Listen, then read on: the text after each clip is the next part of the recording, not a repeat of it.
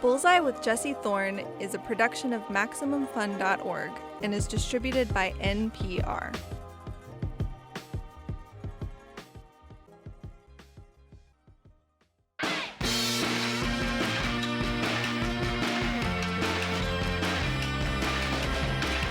It's Bullseye. I'm Jesse Thorn. Drew Magary is a writer.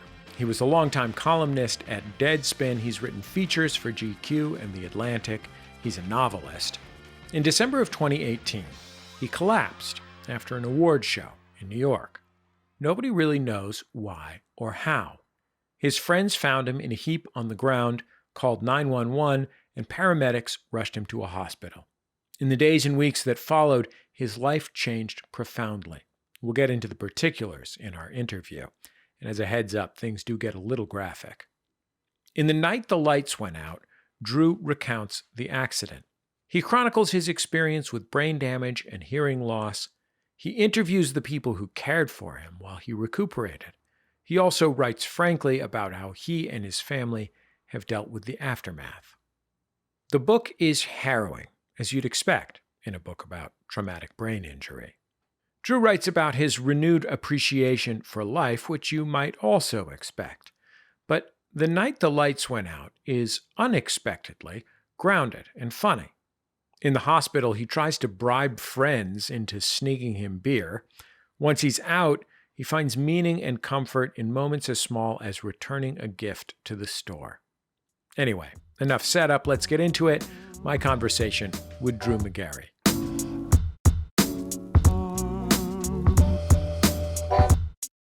Drew Magary, welcome to Bullseye. I'm so happy to have you on the show. Thank you, Jesse. Nice to be here. And I'm excited because you're the first guest I have ever interviewed standing up. That is to say, you are standing up. I am relaxing in a high-tech chair. Well, once I learned that Donald Rumsfeld stood at his desk, how could I not emulate the man in all his greatness? Who would not? Who would argue with that? No, I have a bad back, and my surgeon 10 years ago said, well, do you sit at your desk? I was like, yeah. I sat like everybody else, where you sit, in front of your laptop and the screen beckons you closer and closer and you get like a mighty hump in your back. They said, stop doing that, stand up. And so I did that, and it sucked for a week, but then I got used to it, and I've done it for a decade now. Wow, I feel personally criticized because literally, as you were saying about being sucked into the screen, I was sucking myself into the screen. Yeah, it's a natural human instinct to do that. There's nothing you can do about it. It's fine. Okay. Thank you, Drew. I'm not going to judge you for that. So your book is about a time your brain nearly exploded and killed you. Correct. Or did explode and nearly killed you. It's more dramatic to say it exploded, although it's, no one planted C4 in there and then... As far as you know. Yeah, and then leapt on a plunger, Wile E. Coyote style, to detonate it now. So what did happen? What happened was I suffered a severe brain hemorrhage and fractured my skull in 3 places. All of this happened. I was at a party with my colleagues from Deadspin. We all worked at Deadspin at the time. We don't work there anymore. And we had a little award show and made some jokes. And then we all went to a karaoke lounge. We got a private room to do karaoke and to get drunk and do all that stuff. And I had a slice of pizza and I had a beer. And then I went to a hallway to go to the bathroom and go take a whiz. And I don't remember anything that happened after that. I woke up 2 weeks later. And apparently what had happened was I had collapsed. No one saw me collapse. My colleague at the time, Jorge Corona, saw me from the room that we were in. He saw me out in the hallway, slumped on the floor, went up to me, and then immediately signaled for help because he could tell that I was in dire straits, but I had no idea. I don't remember any of this. I was bleeding. I was speaking gibberish. They got paramedics. The paramedics thought I was drunk. They tried to get me to walk up out of the karaoke bar. Even though it was in a basement, I would have had to go up these like sharp concrete steps. And my boss at the time, Megan Greenwell, said, please, for the love of God, put him on a stretcher and get him up. And then they got me to a hospital. They still thought I was drunk at the hospital. They did a CAT scan.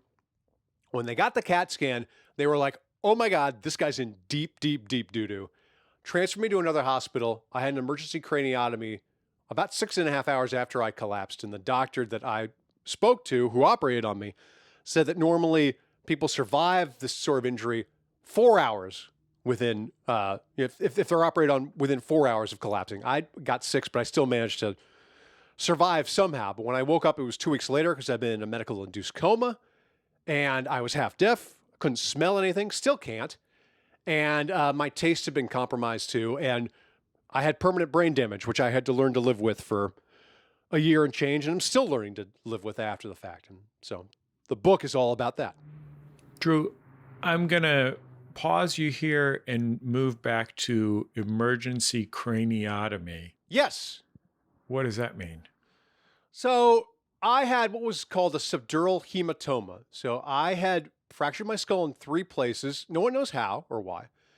And that meant blood was leaking into my brain. Now, you're not supposed to have blood in your brain. Your brain is cushioned by cerebrospinal fluid, but blood's not supposed to get in there. But in my case, the blood vessels on the inside of the skull had penetrated what was called the dura mater and were leaking into the brain and were going to dislocate my brain. Like, you dislocate a shoulder. That's very painful, right? If you dislocate your brainstem, you die. So I had all this blood leaking in and it was pushing the brainstem out of the way. And if it had gotten, and I can't be scientifically accurate about this, but like another millimeter or 2 to the left or right, and I'd be a dead man. So they had to get me into the operating room. The surgeon, Dr. John Caridi, took a saw and sawed out a hunk of my skull, removed it, took a suction straw, like I guess if you're in a dentist's office and they put it in your mouth to get your saliva, sucked out the blood, and then put it all back together, put Humpty Dumpty back together again. And it saved my life. And I remember I was told by my friend, Dr. David Heller, that he couldn't believe after the fact, he couldn't believe the before and after CAT scans of my brain, because when he saw the before I got operated on, he was like, well, Drew's not going to live. He's going to die. And and then Dr. Caridi showed him the scan afterward. He's like, I cannot believe this is the same brain. So I got some pretty good medical jujitsu on my side for that operation. But I wouldn't recommend having your skull cracked open and having them suck the blood out if you can avoid such things. I have migraine, and I learned somewhere along the way that in early medicine, one of the primary treatments for migraine was trepanation. Like there's actually evidence of trepanation in, cave dwellers. And trepanation is just cutting a plug out of the skull. And they would do it to let the evil spirits out. Yeah, it's essentially what I got. But in my case, the evil spirits were rogue blood that was where it was not supposed to be. So you don't remember any of this time? The time that you were speaking gibberish, the time that you were put into the operating room, or the time that you were in a coma? That's right. No, to get an idea of what had happened, I had to interview my doctor, my colleagues, my friends, and my family, because they were all at my bedside while I was in a medically induced coma. And what I didn't realize, because I just thought of comas in the pop culture sense, where you pass out for X amount of time and then you wake up and then you go fight crime again or whatever. And but in my case, I was in a medically induced coma, and they're not consistent. They will lessen the sedation and bring you out to see if you are ready to be awake again. And over the course of 2 weeks, I wasn't, because every time they woke me up, I would go full Frankenstein mode and start tearing tubes out of my head and like screaming and ranting and raving. And my own dad would have to like hold me down and restrain me to prevent me from hurting myself. I have no memory of any of that. None. What is the first thing that you remember? It's difficult to say because I was still loopy from all the coma drugs when I woke up. So I had a lot of hallucinations that, to me, even now, scan as actual memories, things that actually happened, but they didn't. So I do remember, I remember a nurse, and I don't remember the nurse's name. I don't remember what she looked like. I just remember asking her what day it was, and she confirmed that it was December 19th, and I had collapsed on the night of December 5th. I thought it was the next day, December 6th. And so I just have this memory of a woman telling me that I had been asleep for 2 weeks. And I think that was my first memory, but everything after that is a bunch of puzzle pieces on the floor that I have a hard time arranging. I tried to do it for the book as best I could, but I needed people to tell me, the people I loved who were there, to tell me what really happened, because my own memories are not particularly trustworthy from that period. Do you remember seeing your family for the first time?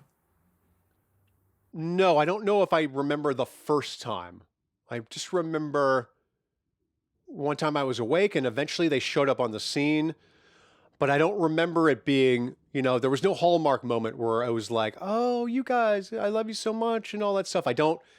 All my memory of it is very hazy, and my disposition at the time was not good. I remember I was in the hospital at Christmas, and my memory was that it was an okay Christmas. Like, my wife brought the kids, and they came for an hour, and they brought me some presents, and they put some Christmas type stuff, on the hospital room wall and stuff.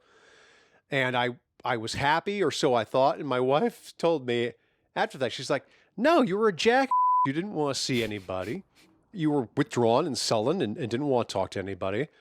And her version is, obviously the one that's more trustworthy and verifiable than mine.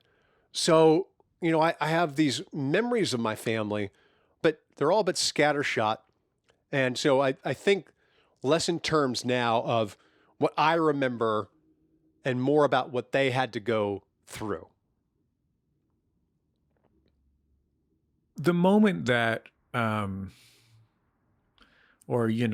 collective moment that I imagine being a huge challenge is the moment that you look at the people who have been there for 2 weeks, especially the people who love you, who've been there for 2 weeks, your parents or your wife or your kids, whoever, and you see in them the jeopardy that you were and are in, like what you couldn't understand because you thought you were just waking up the next day. You know what I mean? Yeah, that's right. I was asleep for all the scary parts. So the only way that I could, sort out how much trouble I was in, how close to the edge I was to see it in the eyes, really, of my parents. Like, every time they saw me, it looked like they had been through a lot. And even when they visit me now, they're just like, they hug me a little bit longer than they used to. They used to hug me before. They were always loving. But, every time they see me now, it just seems like it's evident in their eyes that they didn't think that this would happen, that I would not be upright and lucid and, coherent and would be able to speak to them, as I did before. I'm a different person than I was before. But, I am, functional in many, many ways that they did not expect me to be, because they were told at the beginning that I might not make it. And then they were told, well, Drew's going to make it, but we don't know what he's going to be when he wakes up. We don't know, we don't know if he's going to wake up at all. So there was this uncertainty as to exactly who I would be or what I would be. I could have been an invalid. I could have had an entirely different personality. I did have personality changes, but nothing so severe that you would say, well, he's an entirely different person. But I was not permanently incapacitated physically. I was deafened in one ear. But other than that, they're pretty, it's nice to see in their eyes. It helps me appreciate how far I came, because I don't know, and I can't know, and I won't. The only way I can know is by talking to them and seeing them. How long did you have to rehabilitate in the hospital? I was there for 3 weeks after I was in the coma for 2 weeks, which I was told was sort of the most favorable outcome. There was the possibility that I was going to be in the hospital for 6 months. Like, it easily could have happened. And I was in this state where, like, it made me nauseous to get up. Like, even if my hospital bed was lifted up like 10 degrees, I would get nauseous and angry. And I didn't want to go to occupational therapy and all this stuff. And, it took, the staff at Mount Sinai and my family to say, Drew, you have to do this. Otherwise, you're never going to get out of here. And thanks to them, I eventually got up. I started doing, I started arranging cones on a shelf in occupational therapy and doing an arm cycle, like to, get some sort of musculature back, because I had lost 30 pounds while I was in a coma. So, I was fortunate to get out as early as I did. But then, of course, I had to live my life after that, and that's when it got a little bit dicey. Even more with Drew Magary after the break. Stay with us. It's Bullseye from MaximumFun.org and NPR. Support for this podcast and the following message come from Airbnb. If you've ever thought about hosting, you might have a few questions. What's it like? Where do I store my stuff? Is hosting worth it? Now, with Ask a Superhost, you can get free one-on-one help from Airbnb's most experienced hosts. Whether you're curious how to get started or just wondering if it's right for you, you can now ask someone who's already hosting. Learn more at airbnb.com/askasuperhost.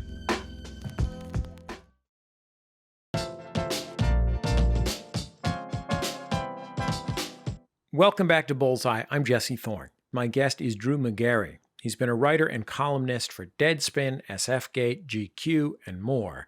In 2018, he suffered a traumatic brain injury. He lost his sense of smell, a fair bit of his hearing, and he had to relearn how to do things he'd previously done automatically, like walk. He recounts the incident and his long road to recovery in the book The Night the Lights Went Out, which is out now. Let's get back into our conversation. When you were in the hospital, what did you know about the ways your brain had changed? And what did you have, reported to you? So I didn't know really anything. I knew that I had to have I knew that I had undergone brain surgery. And I knew that there was a plate in my skull, although there was a certain amount of time where I thought I didn't have a plate in my skull because I had a conversation with Megan Greenwell that didn't actually happen, but I thought it happened, and I still think it. I still have a memory of it happening, but it didn't happen at all.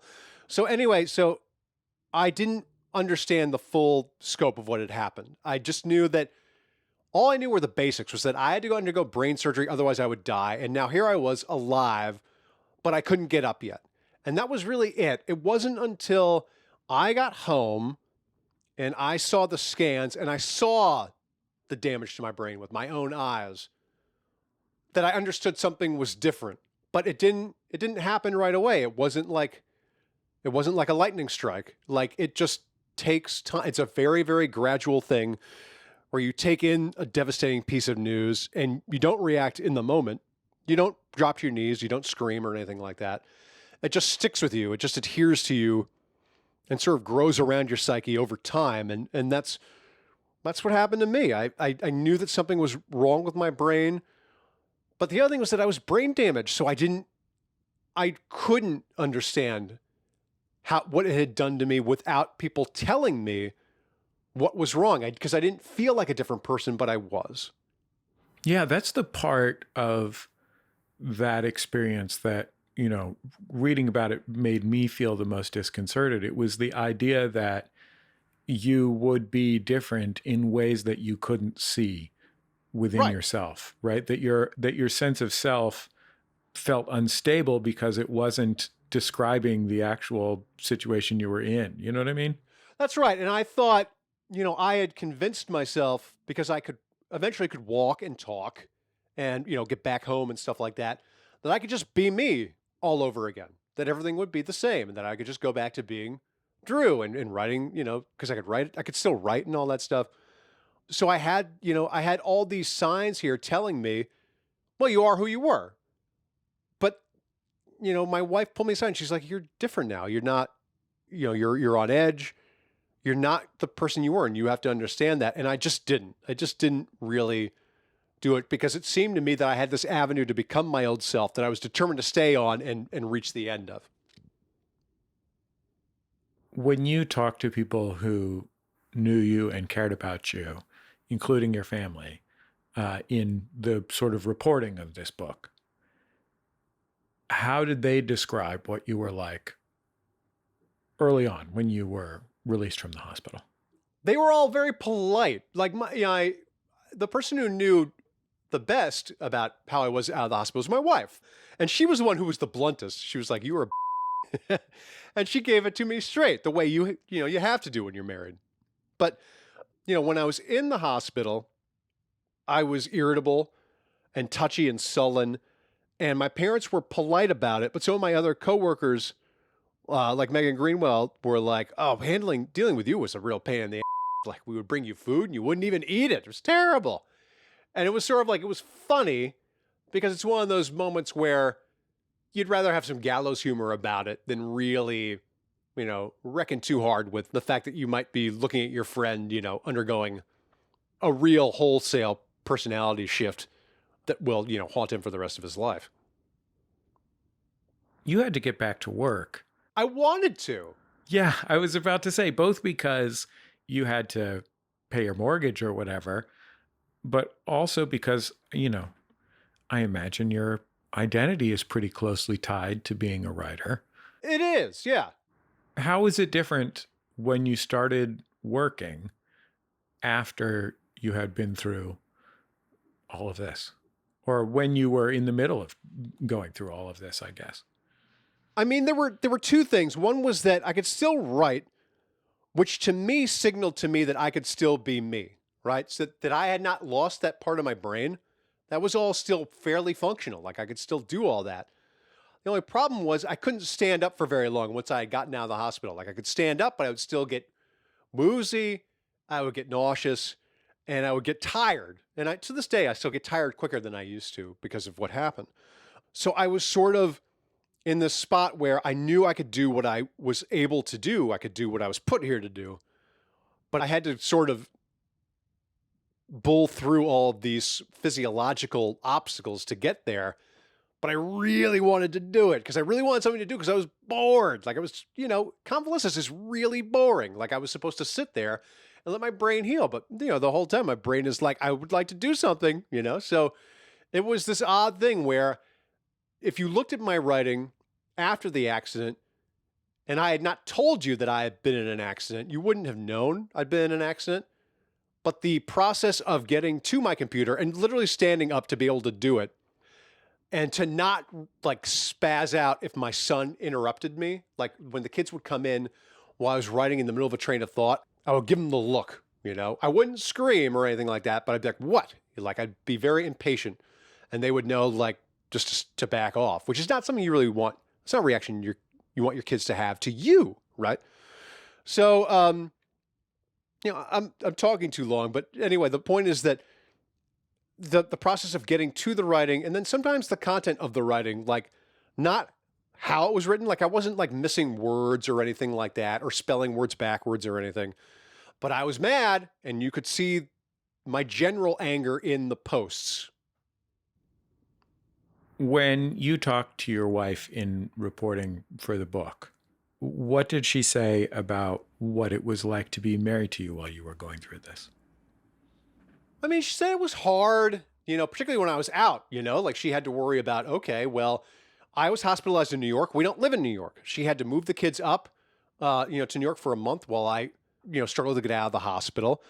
She had to worry about whether or not I could ever work again. She'd have to sell the house. What happens if I die? Things like that. And I didn't have to go through any of that. And, dealing with me was a pain in the but it wasn't anything. There wasn't a moment during any of this where she said, I don't want to do this anymore, which, I will be eternally grateful for that. There's nothing else I can say other than to just try to be the best husband that I can going forward, knowing how not to do things at the very least. Drew, you mentioned that you lost your sense of smell and you lost a significant amount of your hearing. I did. Was that evident to you right away? Like, did you notice it immediately? No. I never realized during my hospital stay that I lost my smell. Nobody told me. I was given a lot of food and I was like, well, this tastes good, but, kind of dull. Like I'd been like muted a bit. And I was like, well, maybe it's just my concussion or something like that. Without realizing that I couldn't smell anything because it just straight up did not occur to me. And I did notice that my hearing in my right ear was not terribly good. And I would snap my fingers by it, and I wouldn't hear it very well.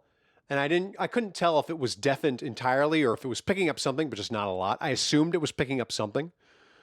And it was in the report at the hospital, but they were so concerned, and I was so concerned about getting out of the hospital that I just didn't think about it until I got home and the ear just was not getting better.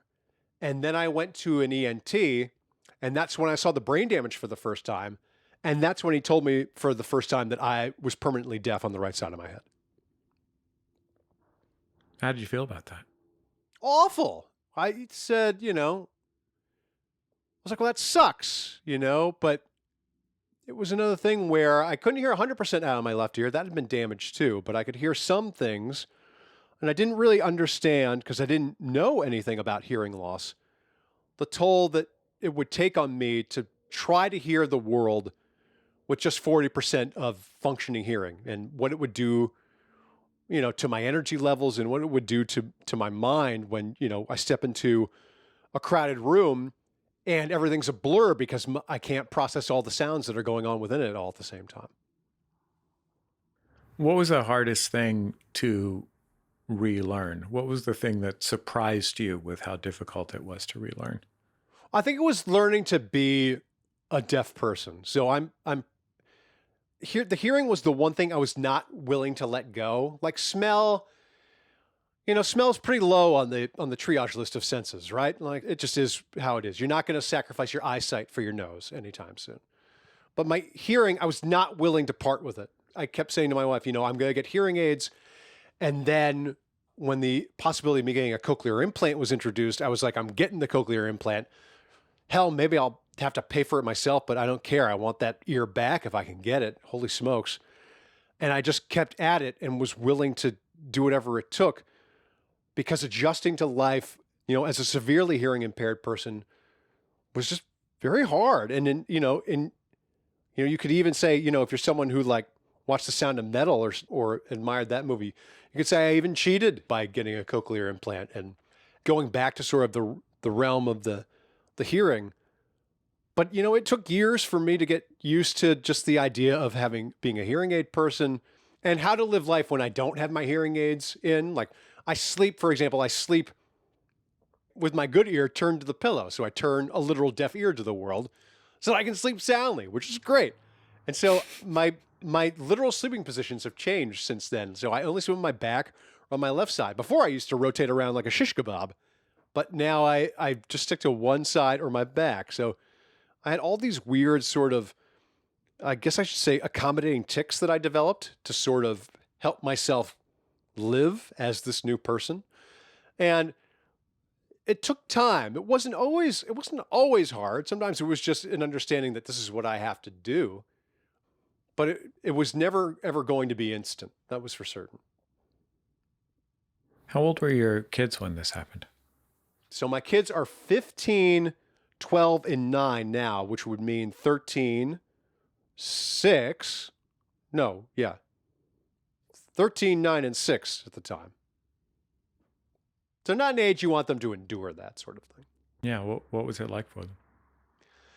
I didn't interview them for the book because I thought it would be, frankly, kind of exploitative for me to do that. Like, I think you can go a little bit too far with that sort of thing. Before I went to therapy, sometimes I would guilt trip them with it if they were misbehaving. I was like, hey, I nearly died, so you should eat your beans or whatever, something horrible like that. But then ever since then, whenever we talk about it, I try to talk to them about it as factually as I can, like I try to give them as much information as I can, because the information that I got, in writing the book helped me immensely, sort of understand what happened to me and help me understand what to do going forward. And so I just think that educating them as best I can is all I can really do. And the sort of emotional labor of it came when I was struggling in rehab, or I should say in recovery. And, and my daughter saying to my wife, well, I liked the old dad better, Why did she say that? Because I was angrier. I would snap at her. I was less patient. I was less kind. I was less understanding. So it made perfect sense. You'd be, if you were a kid, you're used to your dad being one way one moment, and then he's, oddly hostile in certain moments after that, and you don't really get why. And maybe you wonder if it's something you did or something like that. But I remember they were all very confident and very willing to say their piece to me, and especially to my wife, to tell me how I was acting, that my daughter didn't want to eat dinner with me because if she didn't eat what I had cooked, that I would fume at the dinner table about it. Stuff like that. Like very basic small truths that add up to, a lot for them to handle. Did your doctors or physical therapists talk to you about the emotional and personality side of this recovery process? No, because I never told them I'm having these problems because I didn't feel like I was having any problems. And I remember I went to a neuro rehab doctor when it was clear that I was having issues with my temperament and I wanted a pill. I just wanted any pill. And I said to him, I downplayed it to him. I said, well, I'm a little bit crankier than I used to be. I remember that was the exact verbiage that I used. And it understated the idea that I was not as pleasant of a man as I had been. And he said, okay, all right. And I think it's one of those things where, if you don't bring it up to a doctor, well, doctors are busy people. They're not always going to, they're not going to stay the extra 10 minutes and be like, no, are you really okay, Drew? Stuff like that. It just happened to be that way. The other thing was that, I was operated on in New York, and then I went down to Maryland, and doctors, they had my charts and all that stuff, but, they weren't there when I was sitting in a coma or when I got out of the coma. So it's a bit disparate, and, you may not have every piece of the puzzle when you're talking to a patient about this sort of thing. I don't begrudge them for any of that. It was still work that I had to do. How much of what you had to deal with emotionally and interpersonally was stuff that was born of the injury? And how much was stuff that had been unaddressed in your life otherwise? Well, that's just it. I think that there was stuff that I had before the injury that I should have worked out, but I was doing pretty well and life seemed to be pretty good. And so I was like, I'm all good, And so in an extremely mixed blessing, I would not have been compelled to go to therapy without this injury. And once I got there, there were parts of me where, it's not unlike my time in the hospital where I'm not quite certain where old Drew ends and where new Drew begins because there are still plenty of remnants in there. And maybe some of those remnants had anger issues in the beginning that had always needed to be worked out and simply hadn't been. And all this did was exacerbate them and bring them to light and reveal them, more than they had already been revealed. We've got even more with Drew Magary after a quick break. Still to come, we'll talk about how after recovering from a catastrophic brain injury, he decided to quit his stable writing job. It's Bullseye from MaximumFun.org and NPR. Support for NPR and the following message come from Lego. Who would have thought that the key to inner peace would be so simple? Take some me time to deep dive into a Lego set. Whatever your passions are, from wonders of the world to movie magic, intrepid space exploration, and pop culture icons, there's a Lego set waiting for you. Experience the joy of a rewarding challenge at lego.com/adults-welcome. Build something you love and find your flow with Lego sets. Adults welcome. Look, it's a rough world out there, especially lately. I get it. So let's take care of our minds as best we can. I'm John Moe, host of Depeche Mode with John Moe. Every week, I talk with comedians, actors, writers, musicians, doctors, therapists, and everyday folks about the obstacles that our world and our brains throw in front of us. Depression, anxiety, traumatic stress, all those mental health challenges that are way more common and more treatable than you might think. The first time I went to therapy, I was so ashamed, and I was like, can't believe I gotta go into therapy. Like, I thought I could be a man, and Humphrey Bogart was never in therapy. And then my dad said, yeah, but he smoked a carton of cigarettes a day. Give your mind a break, give yourself a break, and join me for Depeche Mode with John Moe.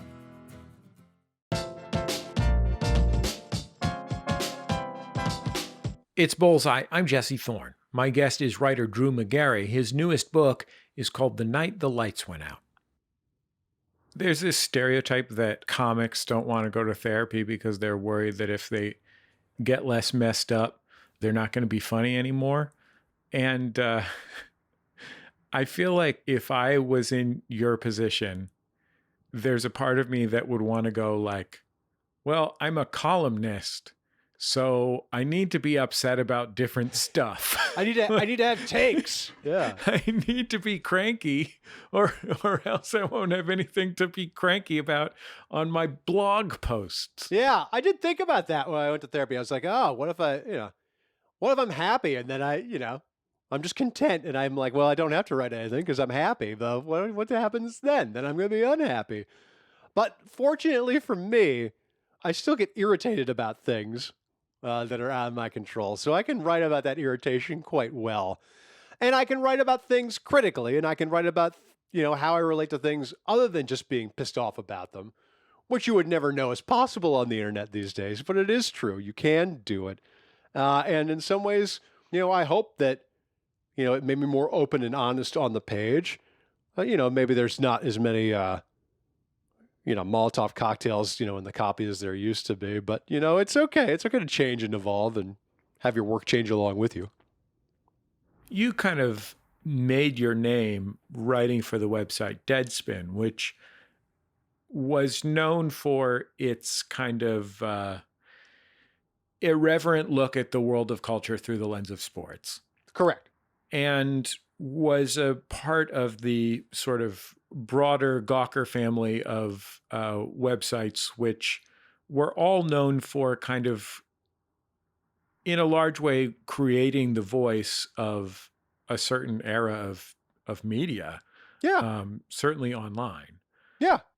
Personal, casual, opinionated. Snarky, of course. Snarky, fun or funny in some combination, depending on the particular thing. Yeah. And Deadspin kind of collapsed in on itself not all that long ago.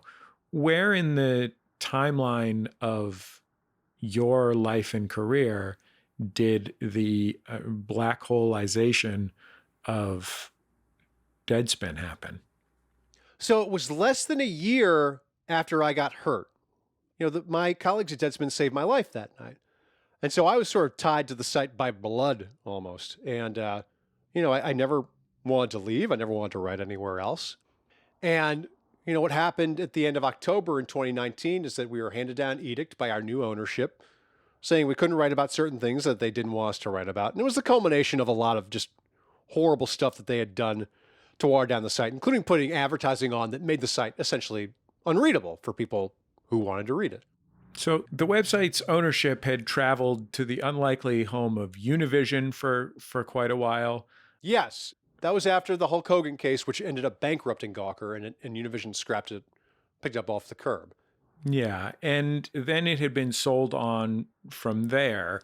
And Yes. one of the edicts of the new ownership, as eventually, was that the site not cover things that weren't directly or indirectly about sports. Stick to sports, right? Yeah. So the site had long featured the occasional thing that was in keeping with the tone of the site, but didn't have anything to do with sports. Right. And it was what kept us. Like it was, and Megan Greenwell did a study. She when she took it to management at the time, she said 95% of our posts are about sports because we're a sports website because we all liked sports. But sometimes we would venture away from sports.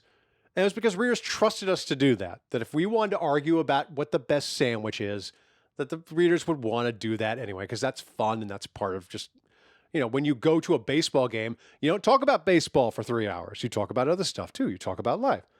So, it was just absurd to us because that little part of it, it was not a huge part of the site. And yet it was just this idea that we were not being trusted with our own voice. Someone else, was, handing down edicts because they said, well, we don't actually like what you do. We own you, but we don't actually like what you do. And we want you to do it different.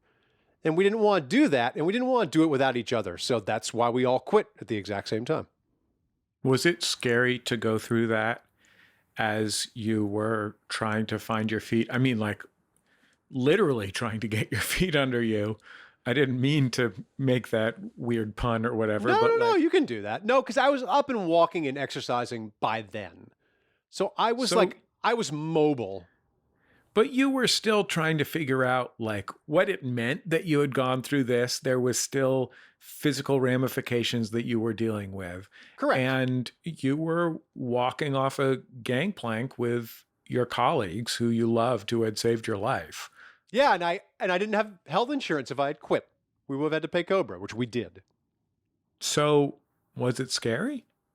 It was one of those things where, so we quit like over the course of like a week. I'll say a week. I mean, really it was a few days, but once my editor, Barry Petchesky, was fired by the CEO of GeoMedia, a man named Jim Spanfeller, we all sort of agreed that we couldn't do this anymore. We didn't want to work for these people anymore. But I liked my job, and, I didn't want to be jobless, and I wanted health insurance, and I wanted something to do. And so I was still, I was not in the first wave of people to quit. And you also, Drew, I mean, to be fair, like as the proprietor of a blog myself, you were working for one of the few outlets that had found its way out of the blog explosion, right? Yeah.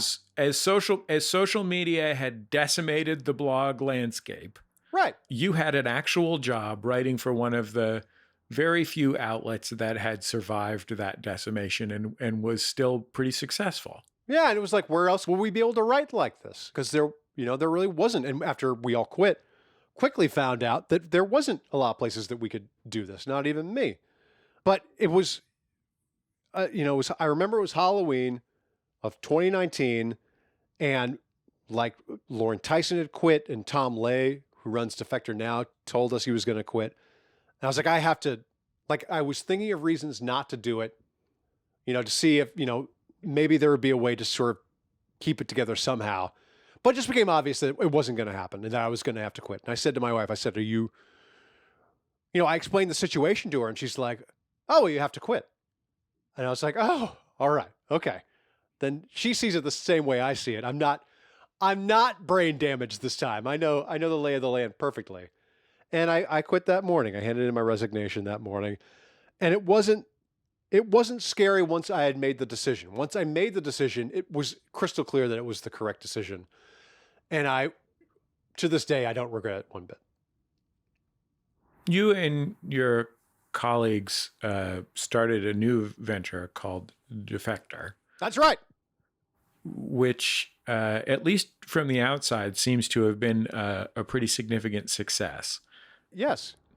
It follows directly in the footsteps of your old gig. One of the big differences, though, is that unlike Deadspin, which launched when, writing something neat on the internet would get out all over everywhere and be shared on other people's blogs and blah, blah, blah, blah, blah. And people were excited about the prospect of new blogs. You did it in the context of, 9 out of 10 blogs being wiped off the face of the earth.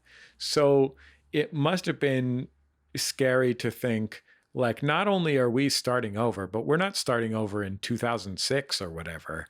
We're starting over in a completely new landscape. In a pandemic, too. Yeah. Where we'll have to figure out if we can reconnect with these people who liked us, and also figure out how to connect to new people. Yeah. That part of it must have been terrifying. So, no, it wasn't, because we knew that we were going to start Defector by Christmas of 2019. We had been offered seed money by an investor. So we knew that we were going to be able to get the band back together again. And then the pandemic hit. And then the seed money just wasn't coming. We were like, where's the money? Where's the money? Where's the money? And they're like, it wasn't coming. And then we were like, you know what? We can just do this ourselves. And once we decided to do it, we were so excited to just be together again doing it, that was more exciting than anything else. I think, I was cocky because I'm me. I think my coworkers were nervous, but we didn't have anything to lose, because if Defector had failed, well, we just would have been as jobless as we had been before we started it. So it was really sort of like, look, let's see if we can make ourselves jobs. And the worst thing that happens at the end of it is we still don't have jobs when we're done. But at least we'll have made some money for at least we'll have given ourselves jobs for 2 months or something like that. And then what happened was that the site completely succeeded, and we were able to hire people, and we're doing great, and we can pay our own health insurance now. So it's fantastic. To what extent do you feel like a different person now that you have been through the 3 experiences, one of which is being transformed by this brain injury into a different person physically by change in the physical landscape of your brain? Right. The process of going through an intense rehabilitation of not just your body, but of your mind and your feelings and your way of relating to the world, and completely flipping on its head the thing that you do for a living from which you had derived your identity. Like doing all of those things in the course of 18 months or whatever. That was a lot.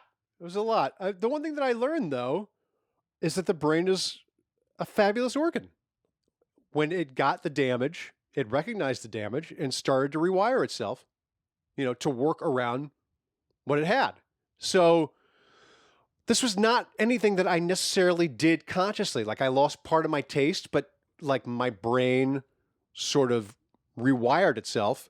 So things that tasted blander or I thought were missing, that there were facets to it again. Didn't taste the same as they used to, but they taste like something. And so I've just been frankly grateful to sit back and, watch this stupid organ do its work, because I'm not doing anything. It's the neurons doing all the work, but they all have, essentially done their duty in terms of human primal adaptability. Like that is life. You go through bad things and you learn to just live as you go. Like you survive as best you can, and you just keep going, as my wife kept going when I was in my house on my deathbed. And all throughout this, I think I've been less trepidatious and less stressed out, although my stress certainly manifested itself in interesting ways, than I have been just sort of amazed at, just how much has progressed since then, and how comfortable I've become in the skin. I think I like myself more now than perhaps I ever have. Although, maybe I'll screw up tomorrow and I'll ruin it all over again. But I don't know. It's just been a learning process, and it's been fun to learn, even though it was stuff I didn't want to learn when I started. Drew, thank you for taking all this time to be on Bullseye. It was really nice to get to talk to you. I really enjoyed your book. I enjoyed you enjoying the book, and I love talking to you. You asked some tough questions. I'm going to go back and I'm going to think about them more tonight. Thank you so much, man. Drew Magary. His book is called The Night the Lights Went Out. Find it at your local bookstore.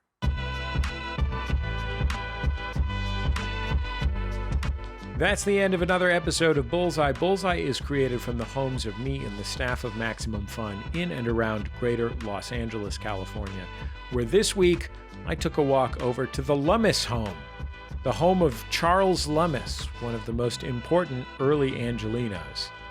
He popularized Southwestern aesthetics, one of the first aesthetic movements truly native to the United States. Fascinating guy, Charles Lummis. You should go visit his house if you're in Northeast Los Angeles sometime. The show is produced by Speaking Into Microphones. Our senior producer is Kevin Ferguson. Our producer, Jesus Ambrosio. Production fellows at Maximum Fun are Richard Roby and Valerie Moffat. We also get some help from Casey O'Brien. Our interstitial music is by Dan Wally, also known as DJ W. Thanks to him for loaning us his Serato controllers. We needed to borrow someone's Serato controllers. He was nice enough to lend us his. Our theme song is called Huddle Formation, recorded by the group The Go Team. Thanks to them and to their label Memphis Industries for sharing it. You can also keep up with the show on Twitter, Facebook, and YouTube. We post all our interviews there, and I think that's about it. Just remember, all great radio hosts have a signature sign-off. Bullseye with Jesse Thorn is a production of MaximumFun.org and is distributed by NPR.